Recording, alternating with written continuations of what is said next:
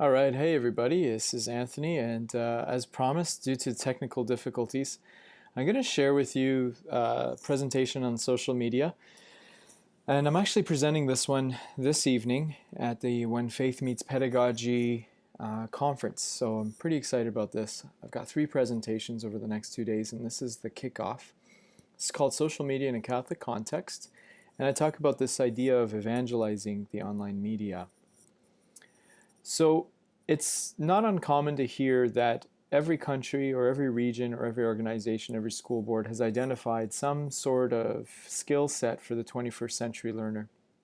And I really think we should stop calling it that. I think we should just talk about the skills needed for the future. And the word future means for every learner in every juncture of time. 21st century learner, I think, has come to be overused. We're just looking at modernizing technique. If a teacher is using a technique that's 25 years old, then there's a problem with that. So how do we cultivate skills needed for the future with techniques that were created in the past? It doesn't make any sense. So this is just a good idea, a good listing of these skills that we purportedly need for our future. I say we've been sitting on the perfect skills in the Catholic system for quite some time. I say that the Ontario Catholic graduate expectations, or any expectations similar to these in a Catholic context, really answer the question as to what a student needs. And you've already delved into this in the first part of the course. You went through the CGEs, you looked at these graphics, and you talked about what they could mean. No doubt creativity, collaboration, discernment, self-regulation, caring and responsible citizens, as well as effective communication are all skills that we need. How has that changed? It hasn't. It's just the way it's done is changed. So we talk about social media. When we dive into really what the Ontario Catholic graduate expectations have done for society at large, it's hard to answer that question. Well, it was hard to answer that question until last year. So in July 2013, this was a survey research done by Monique Herbert and Ruth Childs of the Ontario Institute for Studies in Education at U of T, where they attempted to quantify with statistical evidence what the effects of the Catholic graduate expectations are on society at large. What do people do when they graduate from a Catholic system? So for example, of the 6,000 respondents that they surveyed, comes up with 72% volunteered within the past year. And look at where they volunteered in education, church, and sports, not-for-profit organizations. Look at the charitable donations. 76% of graduates helped to raise money for a cause or a charity. 82% made a charitable donation. You know, and if you go through that, it's amazing to see these numbers. They're very high. And the way they vote, values were the most frequent consideration when graduates decided whether to vote and how to vote. It's absolutely amazing. If you look at the last piece there, 58% was based on salary and 57% was based on values. That speaks volumes of the type of people that we're producing. If you look at the volunteering, 79% were motivated to contribute to the community because it was the right thing to do, or because they knew someone, they wanted to explore strengths, improve skills, or fulfill their religious beliefs. And on the other side of the charitable donations, if you look of those who donated, 75% gave to help a cause in which they personally believed.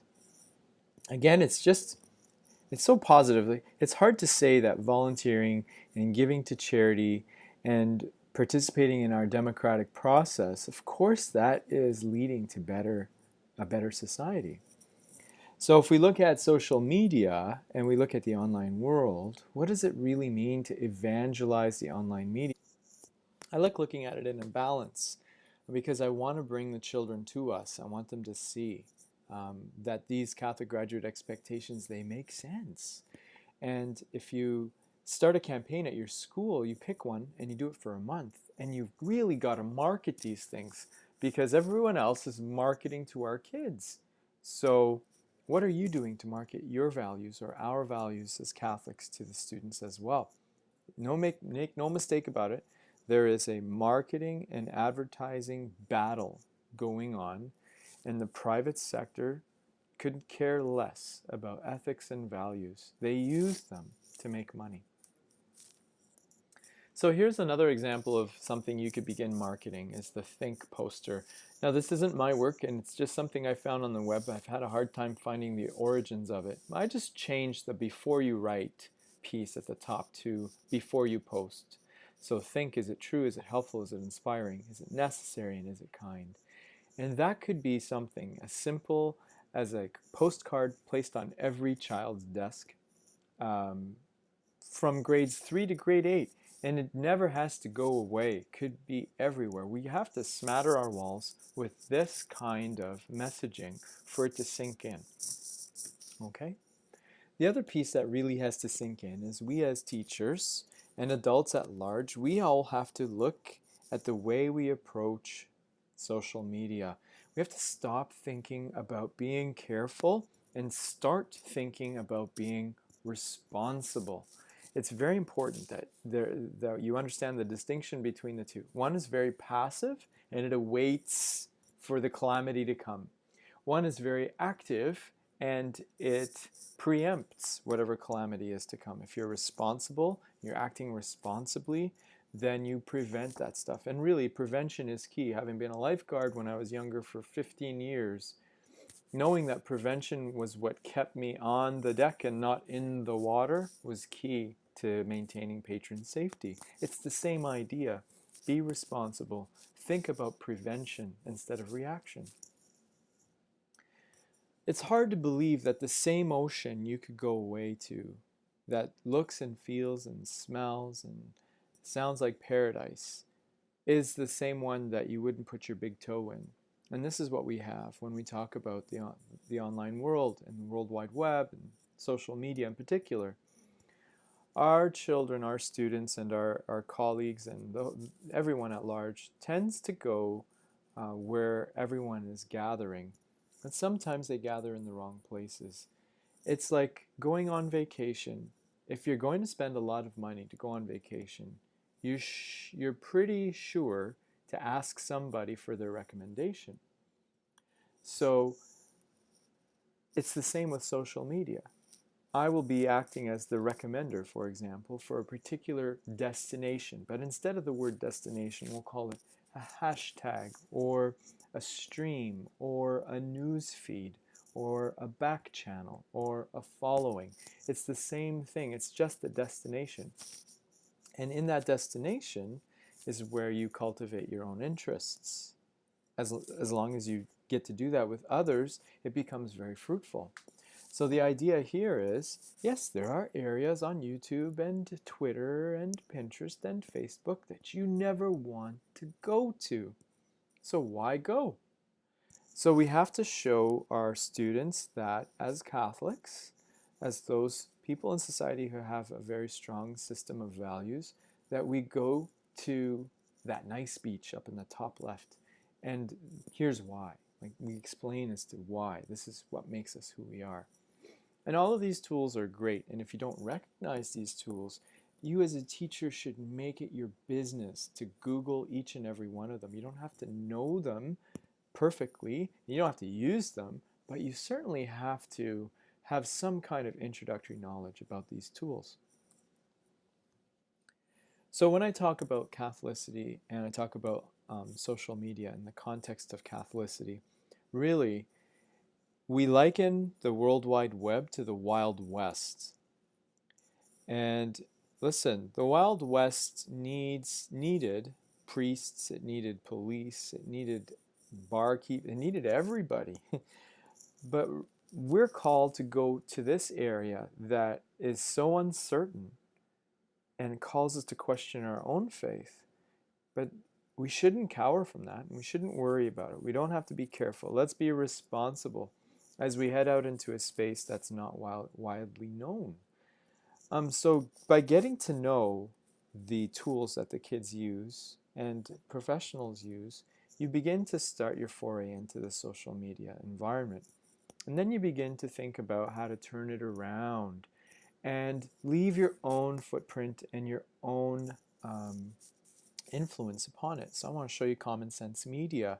You really got to Google and go to this site called Common Sense Media. It's an incredible site for kids, for parents, for teachers that has curated all of the high value websites for our students, for our future. And if you want to teach your students how to use those 21st century skills, or you want to teach them how to use social media, it has a great platform and for listings of all the social media tools that are available for kids to learn. And it tells you what grade is appropriate, what age is appropriate, and what it does. It's absolutely fantastic. I highly recommend it. Now, I'm going to show you some slides of the 21st century tools. What I've done is I've used a tool called Canva. That's C-A-N-V-A, Canva. Oh my gosh, Canva makes you look like an artistic wizard. So I want you to, check it out on your own time, but you can give this website to groups of 2 or 3, and you can have them create things that look like this. This is the collaborative contributor. This is created by me. I mean, I have no artistic skills in my bones or body or blood. I am not an artist. I'm just a symmetrical person. But if I can produce something that looks pretty good, like it doesn't look bad, right? Then they can certainly, our students can certainly do it. You can do it. These are the Catholic Graduate Expectations modernized into banners. They are exactly the CGEs, but they are now modernized banners using a tool called Canva. Now there's lots of tools out there, and I encourage you to, forward me some of these tools that can do some of this stuff. This is just absolutely incredible. So that was the idea behind Canva and how we should, think about evangelizing the online medium.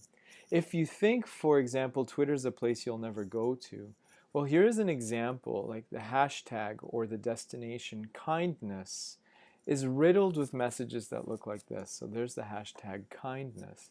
The next hashtag or destination that I talk about is patience.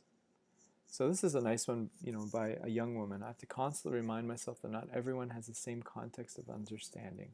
And she's almost self-defecating. It's a flaw. I'm working on it. But then she gives herself her own reprieve and say patience. Here's another one that's hashtag is the soldiers and peace, and talking about the tragedies that happened in Canada over the last couple of days. So it's not all bad. You just have to go and find those paradises. This is a beautiful one on inspiration, on faith, on God.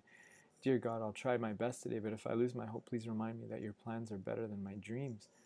This is just, it's riddled. And if you look at the tweets, if you look at the retweets, there's 37 and there's 35 favorites.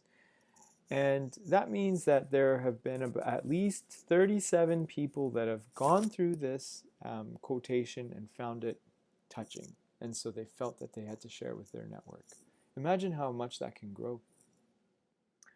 Of course, the Pope himself has his own Twitter account, and it's always pushing out positive messaging around our faith. We must be good to those who cannot repay us. I mean, that's just incredible. And even the Dalai Lama has his own. So destructive emotions like anger and hatred entails developing constructive emotions like love and compassion. It's just a matter of going to where the good things are. There's lots and lots of examples. I'm just going to end this. Lots and lots of examples of that kind of positive messaging. All right, so that's about it for the social media piece. I hope you enjoyed it, and I will leave you all to that. Thank you.